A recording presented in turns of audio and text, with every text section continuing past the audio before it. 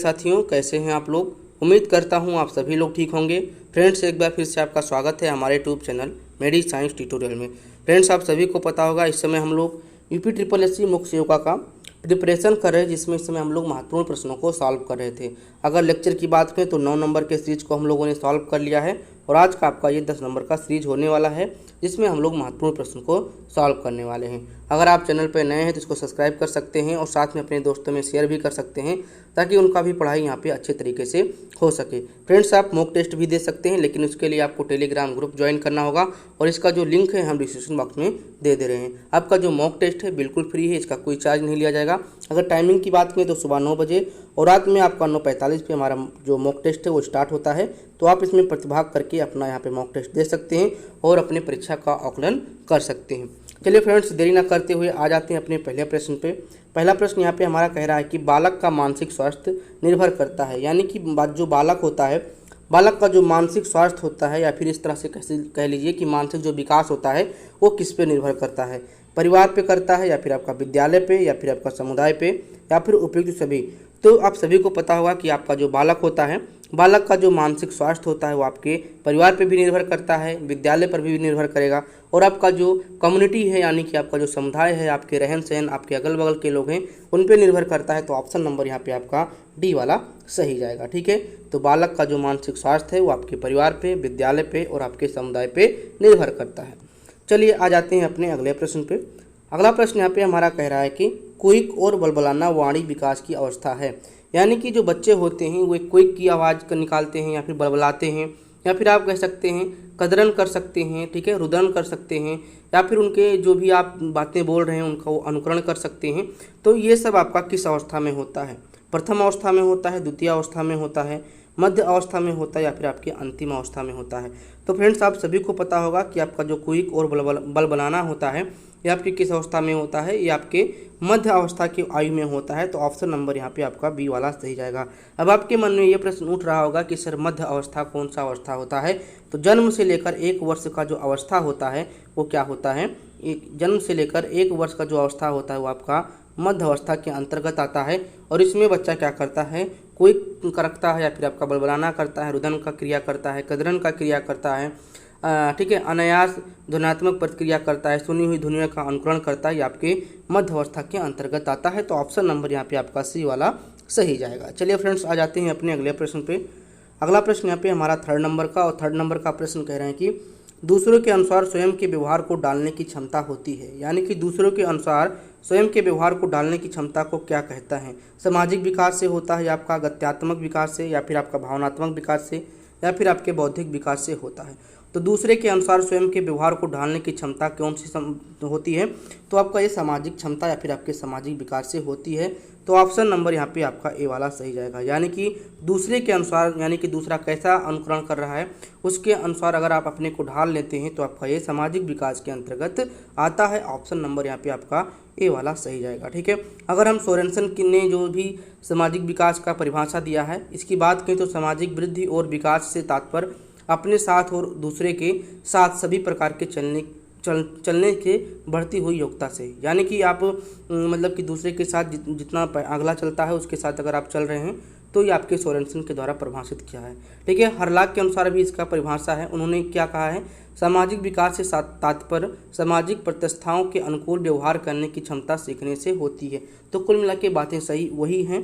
ठीक है, सारे की सारे बातें वही हैं कि दूसरे के साथ आप लोग ढल जाइए, उसको सामाजिक विकास कहते हैं। ठीक है, तो चलिए आ जाते हैं अपने अगले प्रश्न पे। अगला प्रश्न यहाँ पे हमारा 4 नंबर का है। 4 नंबर का प्रश्न यहाँ पे कह रहा है कि, ठीक है, 4 नंबर का प्रश्न कह रहा है कि निम्नलिखित में से किसके परिणाम स्वरूप उच्चतर बाल निर्भरता अनुपात होता है, यानी कि इनमें से किसके परिणाम स्वरूप उच्चतर बाल निर्भरता अनुपात होता है? जन्म के समय बढ़ती हुई आयु संभावित, बाल श्रमिकों का उच्चतर अनुसमानुपात, या फिर आपका उच्चतर प्रजनन दर, या फिर आपका पूर्ण व्यक्तियों का स्थानांतरण। तो इसका जो बेटा सही आंसर चला जाएगा वो आपका क्या जाएगा? उच्चतर प्रजनन दर। ठीक है, क्या हो जाएगा आपका? उच्चतर प्रजनन दर। इसी के वजह से आपका जो बाल निर्भरता अनुपात है ये क्या हो रहा है? उच्चतर हो रहा है। ठीक है, तो यहाँ पे ध्यान रखिएगा। ऑप्शन नंबर यहाँ पे आपका सी वाला सही जाएगा। ठीक है, चलो आ जाते हैं अपने अगले प्रश्न पे। अगला प्रश्न यहाँ पे हमारा 5 नंबर का, और 5 नंबर का प्रश्न कह रहा है कि निम्नलिखित में से समन्वित ग्रामीण विकास कार्यक्रम का उत्तरदायित्व किस पर होता है? तो एक आपका समन्वित, ठीक है, ग्रामीण विकास जो कार्यक्रम है वो किसके उत्तरदायित्व लेता है, यानी कि राज्य सरकार या केंद्र सरकार। इसको इस तरह से भी कह सकते हो कि केंद्र सूची, ठीक है, राज्य सूची या फिर आपका समवर्ती सूची या फिर स्थानीय भाव निकाय या फिर आपका पंचायत समिति। तो इसका जो सही यहाँ पे आपका आंसर जाने वाला है, ये कौन सा जाने वाला है, ये आपका राज्य सरकार के द्वारा जाने वाला है, ठीक है। कौन सा जाएगा आपका यहाँ पे, राज्य सरकार, ठीक है।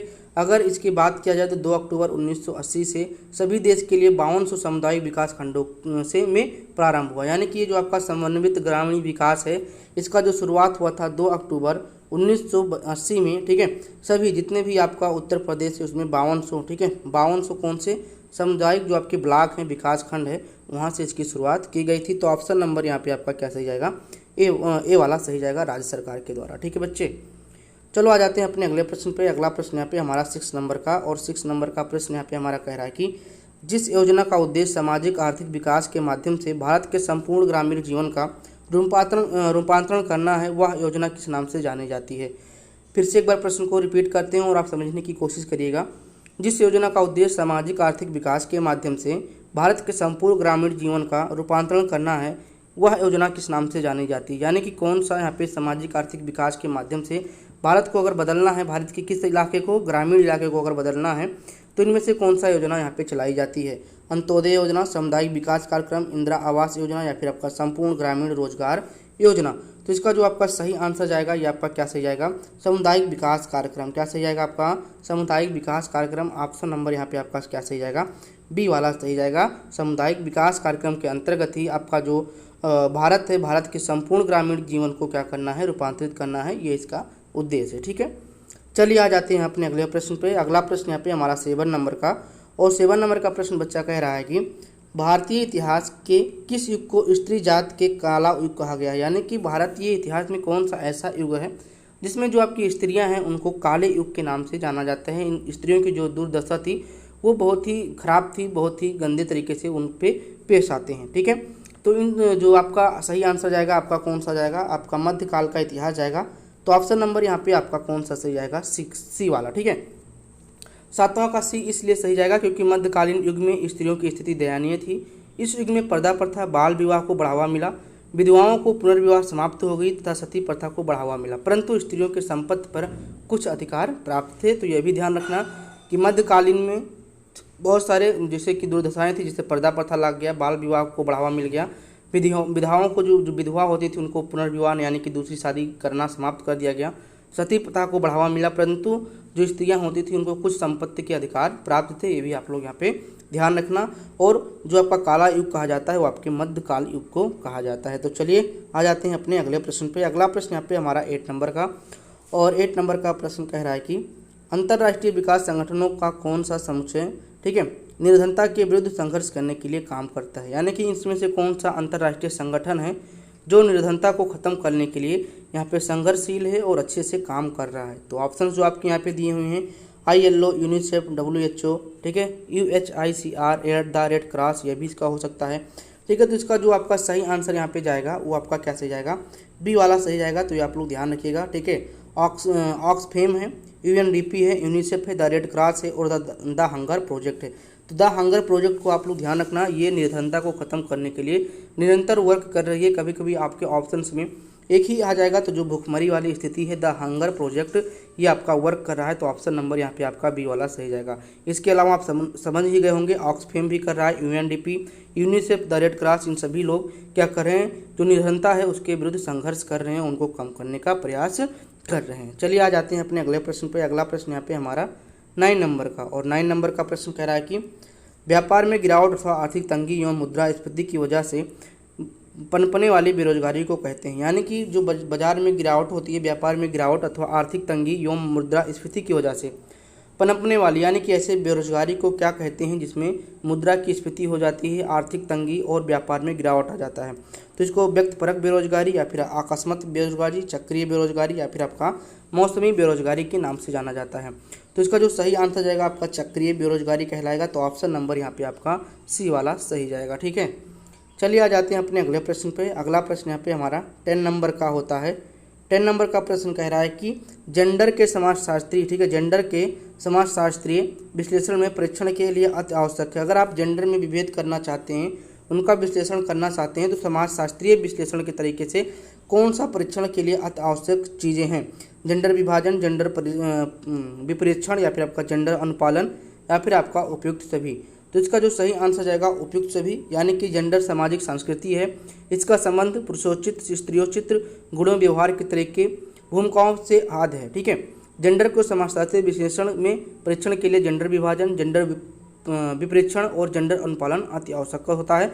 तो ऑप्शन नंबर आपका यहाँ पे डी वाला सही जाएगा। ठीक है, चलिए फ्रेंड्स आ जाते हैं अपने अगले प्रश्न पे। अगला प्रश्न यहाँ पे हमारा 10 नंबर का, और 10 नंबर का प्रश्न कह रहा है कि जेंडर के समाजशास्त्रीय विश्लेषण में परीक्षण के लिए अति आवश्यक है। यानी कि अगर आप जेंडर को अलग कर रहे हैं, विश्लेषित कर रहे हैं समाजशास्त्रीय तरीके से, इसमें से कौन से परीक्षण के लिए अति आवश्यक चीज़ें? जेंडर विभाजन, जेंडर विपरीक्षण, जेंडर अनुपालन, या फिर आपका उपयुक्त सभी। तो इसका जो सही आंसर जाएगा आपका उपयुक्त सभी, क्योंकि जेंडर के परीक्षण के लिए आपका यहाँ पे तीनों चीज़ें उपयोगी हो जाएंगी। ठीक है, चलिए फ्रेंड्स आ जाते हैं अपने अगले प्रश्न पे। अगला प्रश्न यहाँ पे हमारा 11 नंबर का, और 11 नंबर का प्रश्न कह रहा है कि एक लोहार का बेटा व्यावसायिक शिक्षा प्राप्त करके एक इंजीनियर बन गया, यह एक उदाहरण है। यानी कि एक लोहार का बेटा है और वो व्यावसायिक शिक्षा प्राप्त करके इंजीनियर बन गया है, तो ये किस चीज़ का उदाहरण हो सकता है? तो अंतःपीड़ित गतिशीलता का उदाहरण है, या फिर आपका क्षैतिज गतिशीलता, या फिर आपका अंतःपीड़ित गतिशीलता, या फिर आपका लंबवत गतिशीलता। तो इसका जो सही आंसर जाएगा आपकी अंतःपीड़ित गतिशीलता का उदाहरण है। ऑप्शन नंबर यहाँ पे आपका क्या सही जाएगा? ए वाला सही जाएगा। एक पीढ़ी से दूसरी पीढ़ी की सामाजिक परिस्थितियों में होने वाला परिवर्तन अंतःपीढ़ी गतिशीलता कहलाता है। यानी कि एक पीढ़ी से दूसरी पीढ़ी में अगर कोई सामाजिक परिस्थिति में परिवर्तन हो रहा है तो उसको हम अंतःपीढ़ी गतिशीलता के नाम से जानते हैं। ऑप्शन नंबर यहाँ पे आपका ए वाला सही जाएगा, क्योंकि यहाँ पे लोहार का जो बेटा है वो क्या बन गया है? इंजीनियर बन गया है। ठीक है, चलिए फ्रेंड्स आ जाते हैं अपने अगले प्रश्न पे। अगला प्रश्न यहाँ पे हमारा 12 नंबर का, और 12 नंबर का प्रश्न कह रहा है कि सामाजिक नियंत्रण का सबसे उच्चतम एवं प्रभावी ढंग है। यानी कि अगर आप सामाजिक नियंत्रण कर रहे हैं तो इसमें सबसे उत्तम और प्रभावी ढंग कौन सा हो सकता है? समाजीकरण, विधि निर्माण, धर्म, या फिर आपका सामाजिक मान्यताएं। तो इसका जो सही आंसर जाएगा आपका सामाजीकरण। सामाजीकरण द्वारा सामाजिक नियंत्रण स्वयं एवं प्रभावी बना जाता है। मनुष्य से लेकर मृत्यु तक सामाजीकरण की प्रक्रिया गुजरता है और उसका व्यवहार उसके अनेक विधियों द्वारा नियंत्रित किया जाता है। सामाजीकरण के विभिन्न अभिकरण जैसे परिवार, पड़ोस, मित्रमंडली, स्कूल और द्वितीय संस्थाओं जैसे सामाजिक नियंत्रण को बनाए रखने का कार्य करते हैं। तो आपका ये स्टेटमेंट हो जाएगा। और सामाजिक नियंत्रण का सबसे उच्चतम एवं प्रभावी जो ढंग है वो आपका सामाजीकरण होता है। आप सभी को पता चल गया होगा कि सामाजीकरण एक्चुअली में होता क्या है। ठीक है, चलिए आ जाते हैं अपने अगले प्रश्न पे। अगला प्रश्न यहाँ पे हमारा 13 नंबर का है, और 13 नंबर का प्रश्न यहाँ पे हमारा कह रहा है कि आर्थिक तंगी। ठीक है, एक बार इसको जूम कर लेते हैं, जूम नहीं डाउन कर लेते हैं। ठीक है, चलिए 13 नंबर पे आ जाते हैं। आर्थिक तंगी के कारण किस गाँव का भूमिहीन मजदूर किसी शहर में जाकर फैक्ट्री मजदूर बन जाता है, ये किसका उदाहरण है? हमने आपसे पहले ही बताया था। ठीक है, ये उदाहरण हमने पहले ही दिया था, लेकिन एक बार फिर से प्रश्न को पढ़ते हैं और आपको समझाने की कोशिश करते हैं। आर्थिक तंगी के कारण किसी गांव का भूमिहीन मजदूर किसी शहर में जाकर फैक्ट्री मजदूर बन जाता है। ठीक है, तो ये किसका उदाहरण होता है? क्षैतिज गतिशीलता का, ऊर्ध्वाधर गतिशीलता का, या फिर आपका अधोमुख गतिशीलता का, या फिर आपका सामाजिक गतिशीलता का? तो इसका जो सही आंसर जाएगा आपका क्षैतिज गतिशीलता का। कौन सा आपका यहाँ पे जाएगा? क्षैतिज गतिशीलता का। यानी कि कोई भी मजदूर है, भूमिहीन मजदूर है, और वो जाके शहर में अच्छी तरह से मजदूरी कर रहा है तो उसके यहाँ पे कोई नुकसान भी नहीं हुआ, और शहर में जाके अच्छी काम कर रहा है, लेकिन वही मजदूरी कर रहा है, तो इसका क्या हो जाएगा? क्षैतिज गतिशीलता के अंतर्गत आएगा। ऑप्शन नंबर यहाँ पे आपका ये वाला सही जाएगा। ठीक है, चलिए आ जाते हैं अपने अगले प्रश्न पे। अगला प्रश्न यहाँ पे हमारा 14 नंबर का, और 14 नंबर का प्रश्न कह रहा है कि निम्नलिखित में से किसका यह मानना है कि सामाजिक परिवर्तन के दौर में इतिहास संस्कृति के दो प्रकार अनुभविक और संप्रत्यात्मक के बीच आगा पीछा करता है? ठीक है, तो इसका जो सही आंसर यहाँ पे आपका जाएगा, ठीक है, वो कौन सा जाएगा? वो आपका यहाँ पे डी वाला आंसर जाएगा। यानी कि सोरेनसन का ये कथन है। किसका? सोरेनसन का नहीं, सोरोकिन का यहाँ पे कथन है। ठीक है, किसका बच्चे कथन है? ये आपके सोरोकिन का कथन है। तो ऑप्शन नंबर यहाँ पे आपका क्या सही जाएगा? डी वाला। ठीक है, चलिए फ्रेंड्स आ जाते हैं अपने अगले प्रश्न पे। अगला प्रश्न यहाँ पे हमारा 15 नंबर का है, और 15 नंबर का प्रश्न कह रहा है कि समाज में परिवर्तन के अध्ययन हेतु त्रिस्तरीय सिद्धांत का उपयोग किसने किया है? यानी कि समाज के परिवर्तन के अध्ययन हेतु त्रिस्तरीय का जो सिद्धांत है उसका उपयोग इसमें किसने किया, ये आपको बताना है। मैक्स वेबर ने, या फिर आपका एल.टी. हाउस ने, या फिर आपका अंगस्ट काम्टे ने, या फिर आपका कार्ल मार्क्स ने? तो इसका जो सही आंसर यहाँ पे क्या जाएगा? ये आपका जाएगा अंगस्ट काम्टे ने। तो ऑप्शन नंबर यहाँ पे आपका सी वाला सही जाएगा। क्या जाएगा आपका? सी वाला सही जाएगा। इन्होंने 3 स्तरीय बांटा है, तो आपको पता होना चाहिए 3 स्तर कौन कौन सा है। ठीक है। धार्मिक स्तर, तात्विक स्तर और आपका वैज्ञानिक स्तर। ठीक है, एक आपका क्या था, धार्मिक स्तर था, एक आपका तात्विक स्तर था और आपका एक क्या था, वैज्ञानिक स्तर था। तो ये आप लोग यहाँ पे ध्यान रखिएगा। ठीक है, चलिए आ जाते हैं अपने अगले प्रश्न पे। अगला प्रश्न यहाँ पे हमारा 16 नंबर का, और 16 नंबर का प्रश्न कह रहा है कि वायु द्वारा फैलने वाला रोग है, यानी कि वायु के द्वारा कौन सा यहाँ पे रोग फैल सकता है। काली खांसी, पेचिश, खसरा और खूनी पेचिश। तो इसका जो सही यहाँ पे आंसर जाएगा आपका कौन सा जाएगा, ये आपका काली खांसी जाएगा। ऑप्शन नंबर यहाँ पे आपका ए वाला जाएगा।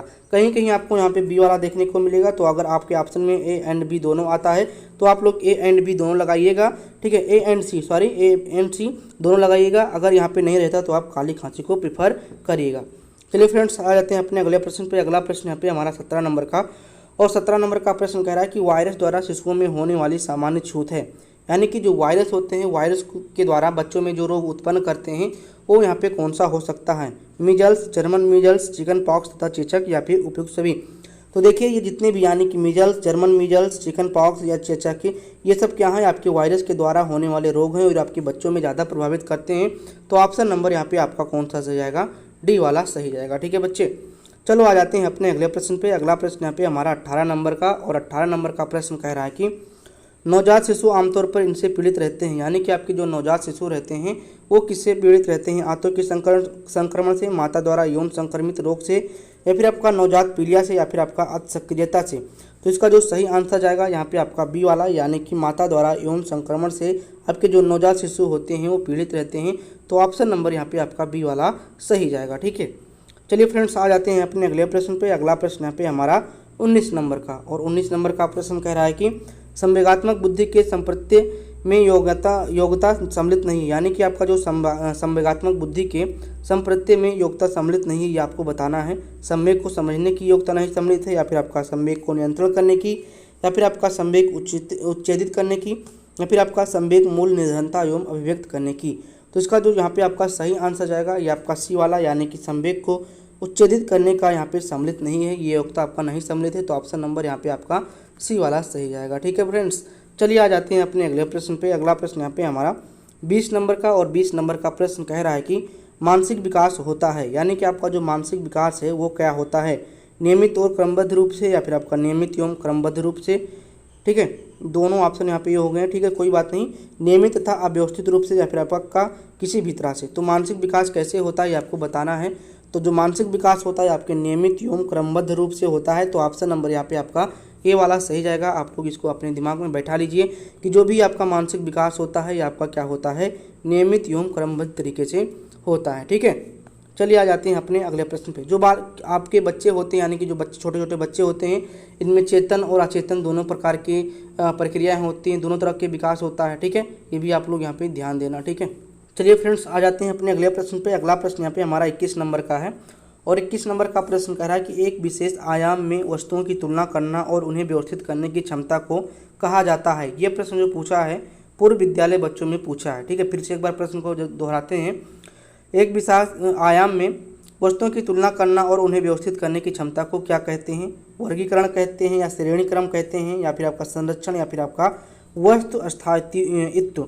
तो इसका जो सही आंसर जाएगा आपका श्रेणीक्रम जाएगा, क्योंकि एक विशेष आयाम में वस्तुओं की तुलना करना और उन्हें व्यवस्थित करना आपका क्या कहलाता है, श्रेणीक्रम कहलाता है। तो ऑप्शन नंबर यहाँ पे आपका बी वाला सही जाएगा। चलिए फ्रेंड्स आ जाते हैं अपने अगले प्रश्न पे। अगला प्रश्न यहाँ पे हमारा 22 नंबर का, भारत में लिंग तथा विकास पर आधारित परिप्रेक्ष्य का सही अनुक्रम बताना है आपको। ठीक है, भारत में जो भी लिंग और विकास का जो आधारित परिप्रेक्ष्य है, ठीक है, परिप्रेक्ष्य है, इसका क्या बताना है आपको, अनुक्रम बताना है कि पहले सशक्तिकरण होगा, फिर विकास होगा, फिर कल्याण होगा, या फिर आपका पहले कल्याण होगा, फिर विकास होगा, फिर सशक्तिकरण होगा, फिर कल्याण, सशक्तिकरण, विकास, विकास, कल्याण एवं सशक्तिकरण। तो इसका जो सही आंसर जाएगा आपका कल्याण, विकास, फिर आपका क्या आएगा, सशक्तिकरण आएगा। तो ऑप्शन नंबर यहाँ पे आपका बी वाला सही जाएगा। चलिए फ्रेंड्स आ जाते हैं अपने अगले प्रश्न पे।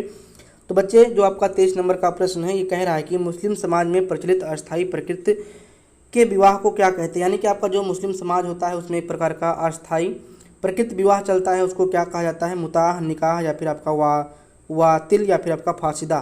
तो इसका जो सही आंसर यहाँ पे आपका जाने वाला है मुताह। मुताह जो होता है एक प्रकार का क्या होता है, अस्थायी प्रकार का विवाह है, जो खासकर शिया समाज में प्रचलित है। तो ऑप्शन नंबर यहाँ पे आपका ए वाला सही जाएगा। ठीक है, चलो आ जाते हैं अपने अगले प्रश्न पे। अगला प्रश्न यहाँ पे हमारा 24 नंबर का है, और 24 नंबर का प्रश्न कह रहा है कि हिंदुओं में सांगोत्र विवाह का निषेध किसका उदाहरण है। यानी कि जो आपका हिंदू होते हैं, हिंदुओं में सांगोत्र विवाह नहीं किया जाता है, तो ये किसका निषेध है। वर्जित क्रम का, गोत्र या विसर्जितीय विवाह का, या फिर आपका जात संगोत्र विवाह का नियम, या फिर आपका अग्मभेगन का वर्जन। तो इसका जो सही आंसर आपका 24 का जाएगा वो क्या जाएगा आपका गोत्र या फिर विजातीय विवाह। ठीक है, तो ऑप्शन नंबर यहाँ पे क्या सही जाएगा आपका बी वाला सही जाएगा। क्या सही जाएगा आपका बी वाला सही जाएगा। भारत में इस प्रथा के अनुसार एक व्यक्ति को अपने वंश अथवा गोत्र समूह में विवाह करना अनुचित माना जाता है। एक्सागामी शब्द का प्रयोग J.F. मैक्सवेल ने किया है। तो यहाँ पे एक्सागामी भी यहाँ पे ध्यान रखना, इसी से रिलेटेड है एक्सागामी। ठीक है, चलिए आ जाते हैं अपने अगले प्रश्न पे। अगला प्रश्न यहाँ पे हमारा 25 नंबर का है। 25 नंबर का प्रश्न कह रहा है कि मुस्लिम विवाह विच्छेद अधिनियम किस वर्ष अस्तित्व में आया। ठीक है, यानी कि कह रहा है कि मुस्लिम विवाह विच्छेद जो अधिनियम है वो अस्तित्व में कब आया है।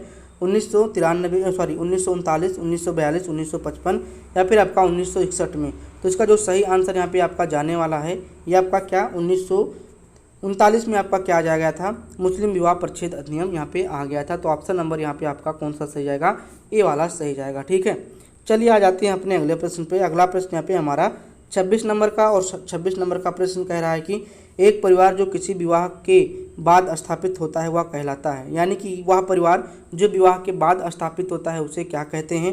उत्पत्ति मूलक परिवार, प्रजनन मूलक परिवार, जातगत परिवार, या फिर आपका प्राथमिक परिवार, या फिर आपका वैवाहिक परिवार। तो देखिए इसको क्या कहते हैं, इसको कहते हैं प्रजनन मूलक परिवार। तो ऑप्शन नंबर यहाँ पे आपका क्या सही जाएगा, बी वाला सही जाएगा। वह परिवार जो किसी के विवाह के बाद स्थापित होता है उसे प्रजनन मूलक परिवार कहते हैं। ठीक है, आपके जो मारडाक हैं, ठीक है, मारडाक ने परिवार को दो भागों में बांटा है, एक जन्म मूलक परिवार और एक आपका प्रजनन मूलक परिवार। जन्म मूलक परिवार वह परिवार होता है जिसमें कोई भी व्यक्ति जन्म से रह रहा होता है, और प्रजनन मूलक परिवार वह परिवार होता है जिसमें मियाँ बीवी साथ शादी करते हैं, उसके बाद जो घर बसाते हैं उसको प्रजनन मूलक परिवार कहते हैं। तो ऑप्शन नंबर यहाँ पे आपका बी वाला सही जाएगा। ठीक है, चलिए आ जाते हैं अपने अगले प्रश्न पे। अगला प्रश्न यहाँ पे हमारा 27 नंबर का है, और 27 नंबर का प्रश्न कह रहा है बच्चे, जब एक हिंदू पुरुष अपने से उच्च वर्ग की स्त्री से विवाह करता है तो उसे क्या कहते हैं। कोई भी हिंदू का लड़का अगर अपने उच्च से स्त्री में विवाह करता है, उच्च परिवार में विवाह करता है, तो उसके क्या कहते हैं, प्रतिलोम, अनुलोम, देवर विवाह, या फिर आपका शाली विवाह। तो इसका जो सही आंसर यहाँ पे जाएगा उसको कहते हैं प्रतिलोम विवाह। क्या कहते हैं, प्रतिलोम विवाह के नाम से जानते हैं। जब एक हिंदू पुरुष अपने से उच्च वर्ग की स्त्री से विवाह करता है तो उसे प्रतिलोम विवाह कहते हैं। हिंदू विवाह वैधता अधिनियम 1949 एवं हिंदू विवाह अधिनियम 1955 द्वारा अनुलोम एवं प्रतिलोम विवाह को वैध माना गया है। यानी कि जो हिंदू विवाह वैधता अधिनियम 1949 है और हिंदू विवाह अधिनियम 1955 है, उसके द्वारा जो आपका अनुलोम विवाह होता है और आपका प्रतिलोम विवाह होता है उसको क्या कर दिया है, वैध कर दिया है। तो ऑप्शन नंबर यहाँ पे आपका ये वाला सही जाएगा, क्योंकि प्रतिलोम वाले विवाह में जब एक निम्न वर्ग का लड़का जो होता है वो आपके उच्च वर्ग की लड़की से शादी करता है तो उसको प्रतिलोम विवाह के नाम से जानते हैं। चलिए आ जाते हैं अपने अगले प्रश्न पे। अगला प्रश्न यहाँ पे हमारा 28 नंबर का है, और 28 नंबर का प्रश्न कह रहा है कि सामाजिक न्याय एवं अधिकारिता मंत्रालय का गठन कब किया गया है। और जो ऑप्शन आपके 1995, 1996, 1997, 1998। तो इसका जो सही आंसर जाएगा आपका 98। सामाजिक, ठीक है, सामाजिक न्याय एवं आधिकारिक, ठीक है, मंत्रालय का गठन वर्ष 1998 में किया गया। तो ऑप्शन नंबर यहाँ पे आपका डी वाला सही जाएगा। ठीक है, चलो आ जाते हैं अपने अगले प्रश्न पे।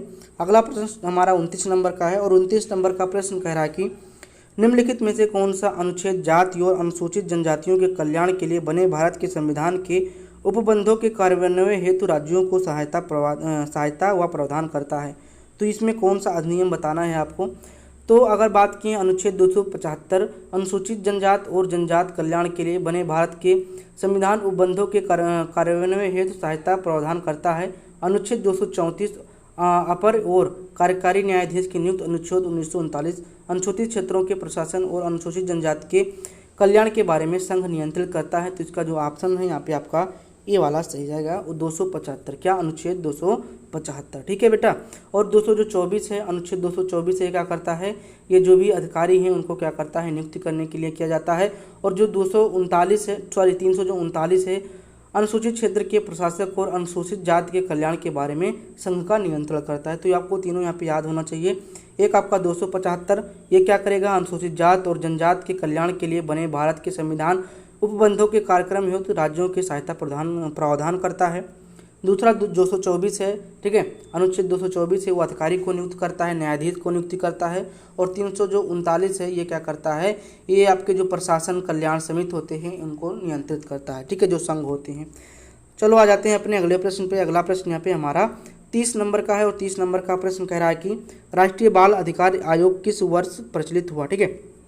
एक बार रिपीट करते हैं, राष्ट्रीय बाल अधिकार आयोग किस वर्ष में प्रचलित हुआ था, ठीक है। तो इसका जो सही आंसर जाना है, ठीक है, ये आपका जाएगा 2007 में, ठीक है। राष्ट्रीय बाल अधिकार आयोग 2007 में अपना काम शुरू किया। बाल अधिकारों के संरक्षण के लिए राष्ट्रीय आयोग भारतीय संवैधानिक निकाय संसद के एक अधिनियम द्वारा स्थापित किया गया है। तो ऑप्शन नंबर यहाँ पे आपका 2007 जाएगा, क्योंकि राष्ट्रीय बाल अधिनियम का जो आयोग है आपके 2007 से अपना वर्क कर रहा है। तो ऑप्शन नंबर यहाँ पे डी वाला सही जाएगा। कुल मिला के हम लोगों ने यहाँ पे 30 प्रश्न को सॉल्व किए हैं। अगर कोई आपको डाउट रहता है तो ठीक है, आप कमेंट बॉक्स में कमेंट कर सकते हैं, इसका आपका जो रिप्लाई है ज़रूर दिया जाएगा। और आप मॉक टेस्ट के लिए हमारा जो टेलीग्राम ग्रुप है उसको ज्वाइन कर लीजिए 9 सुबह, ठीक है, 9 बजे सुबह, और आपका 9:45 में आपका रात में टेस्ट ऑर्गेनाइज किया जाता है। तो इसमें आप लोग भाग ले सकते हैं और अपने परीक्षा का आकलन कर सकते हैं।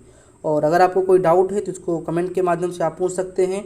और साथ में अगर आपको और भी लेक्चर देखना है तो जो लिंक है हमारा नीचे, उसमें जाके देख सकते हैं। अभी हमारा जो प्लेलिस्ट है मुख्य सेवका का, उसमें जाके आप लोग देख सकते हैं। यहाँ पे आपका थ्योरी लेक्चर भी मिल जाएगा और आपको MCQ लेक्चर भी मिल जाएगा। हमें उम्मीद है आपको ये लेक्चर अच्छा लगा होगा। अच्छा लगा है तो आप लाइक कर सकते हैं। अगर आपने सब्सक्राइब नहीं किया है तो इसको सब्सक्राइब कर सकते हैं और अपने दोस्तों में शेयर भी कर सकते हैं। चलिए आज के लिए इतना ही। Thank you.